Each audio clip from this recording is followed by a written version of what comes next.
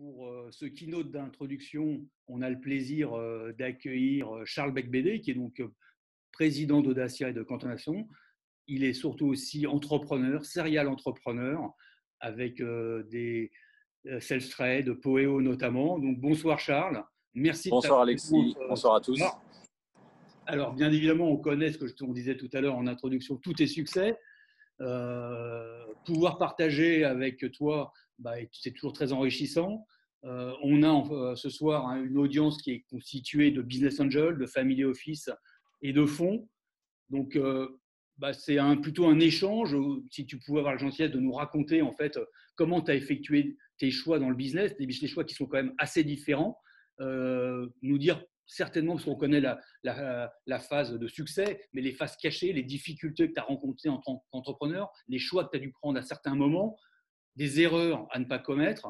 Ouais. Et puis, nous donner un peu tes conseils sur l'entrepreneuriat, parce qu'il y a quand même 5 jeunes entrepreneurs qui pitchent ce soir. Et puis après, enfin, si tu as ta vision sur le venture capital, on se croise régulièrement chez 50 ensemble. Donc voilà, donc ça, si tu as la gentillesse de pouvoir nous éclairer, ça serait vraiment très sympa. Merci Alexis, merci à tous. On va y aller en toute humilité parce que je ne vais pas vous faire un TEDx sur l'entrepreneuriat. Simplement, donc moi j'ai commencé, j'ai fait effectivement des études scientifiques, école centrale.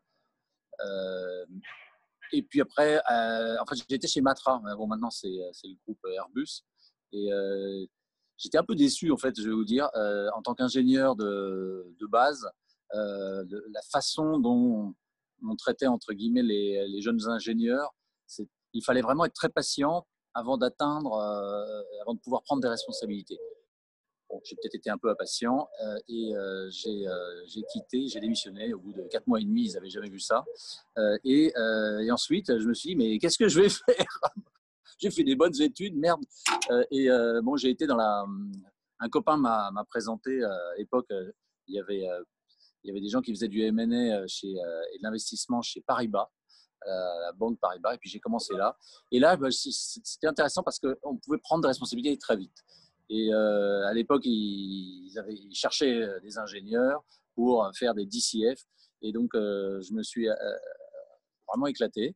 Mais bon, j'étais payé au lance-pierre parce que c'était une banque française. Donc après, j'ai été dans une autre banque d'affaires. Je vais peut-être accélérer un tout petit peu au Crédit Suisse First Boston à l'époque, puis encore dans une autre banque d'affaires à Londres. Et au bout de 8 ans de banque d'affaires, tout ça c'était très bien, mais j'avais l'impression c'était intéressant, mais quelque part c'est quand même très la finance. Vous savez, c'est utile. Hein, je ne vais pas dire c'est mal, mais il y a un côté où on est loin en fait du produit et puis c'est des grandes organisations et on n'est pas vraiment maître de son destin. Or, j'avais lu bien sûr les bios des entrepreneurs de l'époque, c'était Jean-Luc Lagardère, c'était Bill Gates, c'était pas encore ceux qui défraient la chronique aujourd'hui, c'était pas encore Elon Musk. Mais rapidement, j'ai eu envie de créer ma boîte, d'être moi-même entrepreneur et d'être mon propre patron. Et là, je faisais de l'investissement, du M&A, et donc j'étais dans la finance, mais j'ai identifié un truc à la suite de la lecture d'un article dans le journal, un journal français. C'est qu'il y avait un truc, donc on est à la fin du XXe siècle, on est en 1996-97, et il y avait le mouvement des discount brokers par Internet qui se développait très très vite aux États-Unis. Ça s'appelait E-Trade, Ameritrade, eSchwab. Et je me suis dit, mais c'est génial ce truc, pourquoi ça n'existe pas en Europe, pourquoi ça n'existe pas en France? Et plus je creusais le sujet, plus je me rendais compte que c'était en effet une bonne idée, et qu'il y avait une sorte d'oligopole qui faisait que quelque part que les grandes banques françaises et les agents de change voulaient absolument pas que ce truc existe chez nous parce que les courtages pratiqués étaient très élevés et ils n'avaient pas répercuté l'automatisation de tous les process qui étaient intervenus au moment du Big Bang en 1900 et la fin de la corbeille sur les prix facturés aux clients. Et donc, ça, c'est intéressant parce qu'il y a un déficit d'offres, il y a une demande non satisfaite. Les boursicoteurs, ils attendaient ce produit en France. Et donc, je vous passe les différentes étapes, mais donc j'ai créé Self-Trade qui est devenu plus tard Boursorama, qui donc existe toujours. Et ça a été une fantastique aventure entrepreneuriale parce qu'on a vraiment comblé un un trou dans la raquette. Il y avait une demande non satisfaite.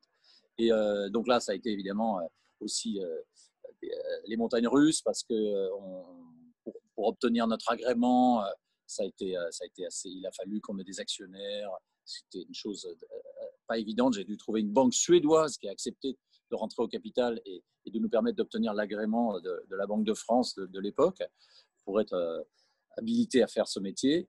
Et puis on a pu avoir une très forte croissance. On est rentré en bourse. Ensuite, il y a eu l'explosion de la bulle Internet dans les années 2000-2001.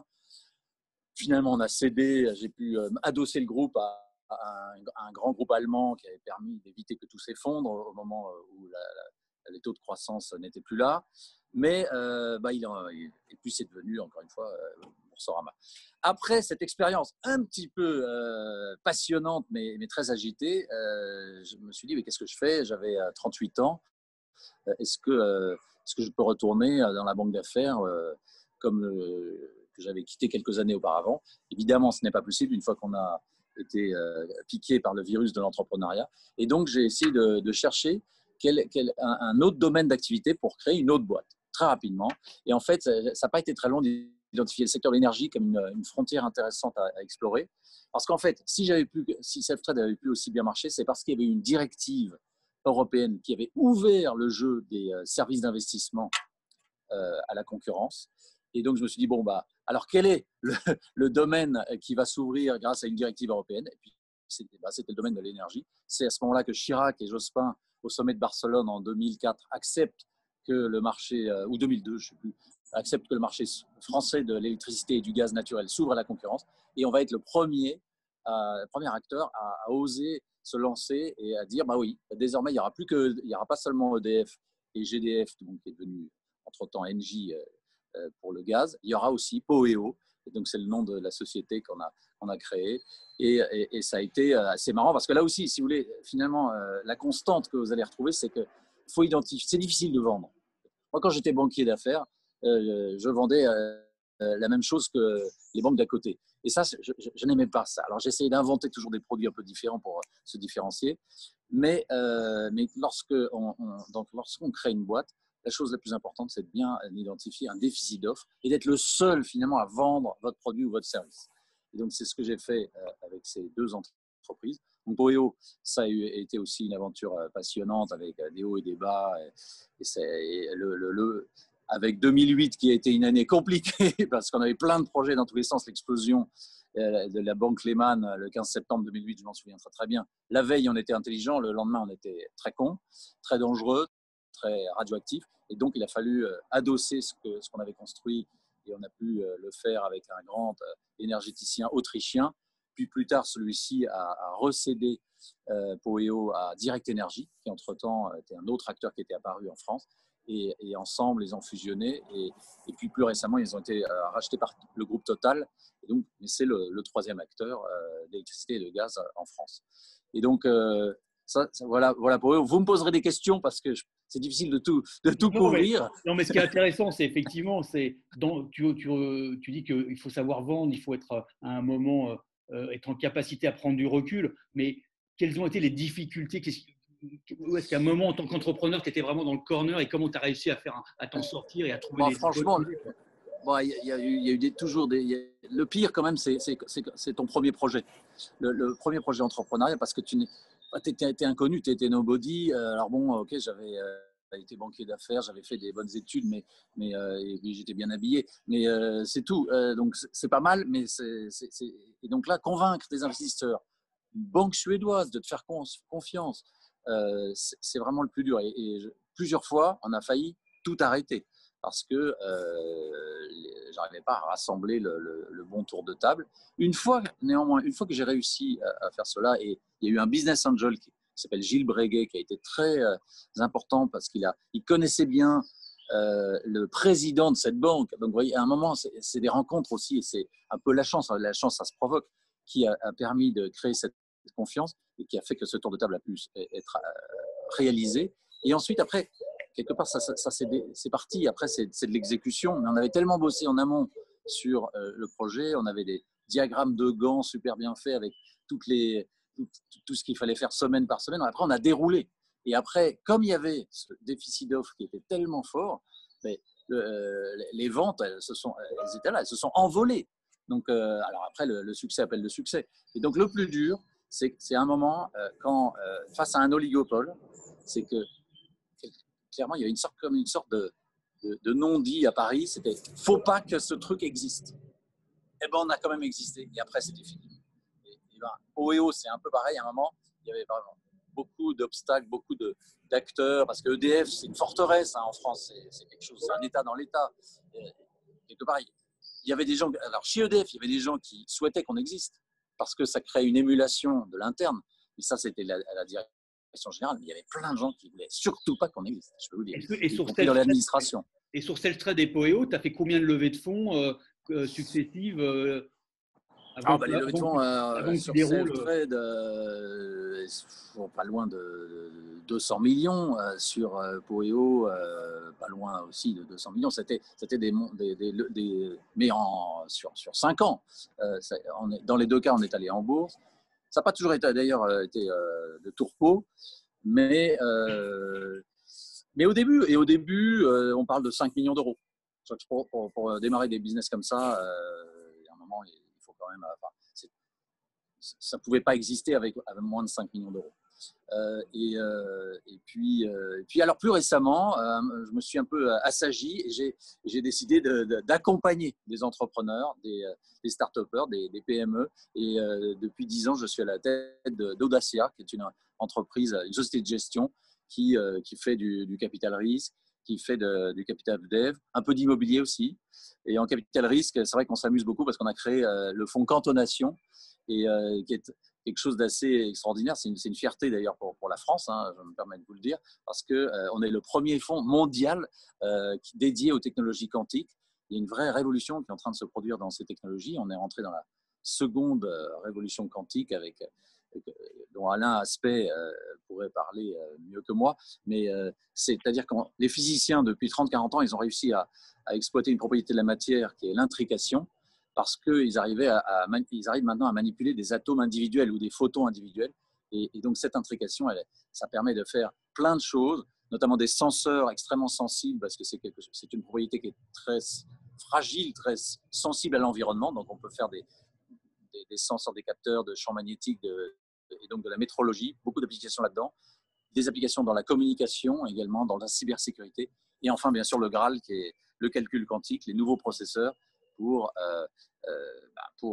continuer la loi de Moore, mais qui atteint un plafond quand on reste au classique. Et donc on est une vingtaine de collaborateurs chez Audacia, et Cantonation, c'est vraiment très, très excitant. Je suis un des co-gérants du fonds, aux côtés de Christophe Jursac et d'Olivier Tonneau.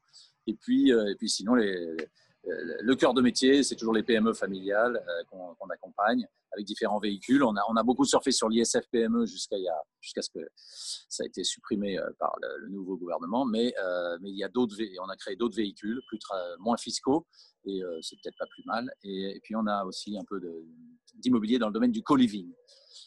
Bon, alors avec tout ce que tu fais et justement d'entraîner et de financer ces entrepreneurs, qu'est-ce que tu peux leur donner à nos 5 oui. entrepreneurs de ce soir, toi, les conseils, là, si tu dois faire une sorte de résumé de 3 points clés de ton expérience, de ton vécu? Non, mais c'est vraiment trouver la USP, ce qui fait qu'ils sont utiles à l'écosystème, et qui fait que ils remplissent, ils apportent quelque chose parce qu'il y avait un déficit d'offres. Soit que tel service ou tel produit était trop cher ou mal fourni, soit que pour des raisons réglementaires, il n'y avait tout simplement pas d'offres, soit que pour des raisons technologiques, il n'y avait pas d'offres, et que des nouvelles technologies permettent d'inventer un nouveau produit et service. Donc ça, pour moi, c'est vraiment important parce que c'est tellement difficile de vendre. Il ne faut pas être dans une stratégie de réplication de quelque chose qui existe déjà. Et puis, bien sûr, savoir s'entourer. Donc, c'est pas un one-man show. Là, je fais le one-man show, mais il faut être plusieurs parce que il m'est arrivé souvent d'être down. Et heureusement que j'avais un associé qui, à ce moment-là, n'était pas down simultanément, parce que vraiment, il y a des périodes extrêmement difficiles, mais dont on rit quelques heures plus tard. Donc, il faut être plusieurs. Il faut surresponsabiliser ses collaborateurs, donc choisir les meilleurs, les surresponsabiliser, un peu sous-staffé du coup quelque part. C'est pas bon quand il y a trop de monde et que les gens font de la politique à la machine à café. Et puis ensuite, je dirais que bon, venant un peu aussi du monde de la finance, je pense que c'est important d'avoir une stratégie financière en parallèle de la stratégie industrielle que l'on déploie. Donc une vision, bien sûr, mais aussi sans arrêt se poser la question de comment ça s'articule en termes de levée de fonds. Et on voit bien à quel point c'est important. On voit bien que d'ailleurs c'est là où les Américains nous atomisent, c'est qu'ils sont tellement bons dans les levées de fonds. Là, on a vu encore avec Snowflake la semaine dernière. C'est-à-dire que même si c'est pas forcément le meilleur produit, j'en sais rien sur Snowflake, mais à un moment, les prophéties s'autoréalisent tellement la boîte arrive à lever de capitaux, elle écrase ses concurrents et elle devient le numéro 1 mondial sur son domaine parce qu'elle a eu une stratégie de levée de fonds extrêmement efficace. Donc ça, c'est très important. Et puis, que dire ? Garder de l'humour. Bon, bah écoute, merci. Pas avoir la grosse tête. Merci pour tous ces conseils. Merci pour le temps que tu nous as consacré. Peut-être une dernière question. Qu'est-ce que tu rêverais de faire ? Non, je n'ai pas parlé de mes échecs. Aïe, aïe, aïe. Ah ouais, alors vas-y. Non, mais quand même, ça existe. Juste en une minute, ça existe. J'ai créé des boîtes qui n'ont pas marché. Et là, il ne faut pas s'énerver non plus. À un moment, ça fait partie du capitalisme, enfin de la création de boîtes. En revanche, ce qui est pas bon, c'est que quand c'est s'enfoncer dans l'erreur. À un moment, quand ça marche pas, il vaut mieux déposer. Hein. Donc, et puis, c'est désagréable sur le moment, mais après, ça va mieux pour tout le monde parce que ça fait perdre du temps à des gens talentueux. Ça fait perdre de l'argent à des actionnaires qui en ont peut-être marre d'apporter. Ça peut faire perdre de l'argent à des fournisseurs qui ont accompagné l'entreprise, à des banquiers. Donc, à un moment, le darwinisme économique doit être une réalité et il ne faut pas hésiter à arrêter un projet qui ne fonctionne pas. Alors, c'était quoi ta question ? Non, la dernière, c'était quel est le projet dont tu rêverais de faire ? Peut-être en train déjà de cogiter et de te dire il y a un truc fou qui te ferait vraiment. Je cogite toujours. Tu sais que j'ai lancé une vodka avec mon frère, avec Frédéric, une vodka organique. Ouais. J'ai une boîte de mode avec ma femme, Karine. Là, je ne sais pas, mais je pense que c'est autour quand même de cantonation et de ces technologies quantiques qu'il y a encore beaucoup de choses à faire. Je pense qu'on n'imagine pas, on ne soupçonne pas les applications qui vont dans quelques années découler de cette révolution. Et donc, c'est là que… Parce que Cantonation a déjà investi dans 12 boîtes et on en a co-créé 4. Et donc, on aime beaucoup donc en la co-création au tout début de la boîte, ensuite financement, amorçage, pré-série A, série A. Donc, c'est là-dedans, je pense qu'il va y avoir des choses. Eh bien, écoute, Charles, merci pour le temps que tu viens de nous accorder. Et on va…